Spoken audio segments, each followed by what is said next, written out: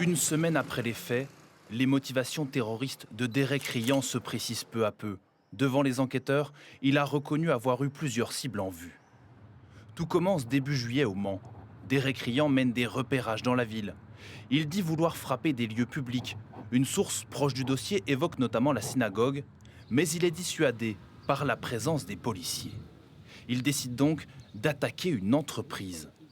Il se procure 2 armes à feu et des munitions, un couteau, de l'adhésif et une feuille de boucher.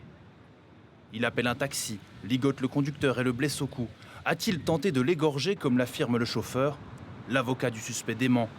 Il conteste fermement la tentative d'assassinat. Derek Riant raconte l'avoir blessé par accident en voulant le libérer de ses liens. Le lendemain, il fuit en train, direction Poissy, dans les Yvelines, où il est arrêté. L'homme était sorti de prison à la fin du mois de juin. Il avait été condamné pour des faits de droit commun et c'est en détention qu'il s'est radicalisé.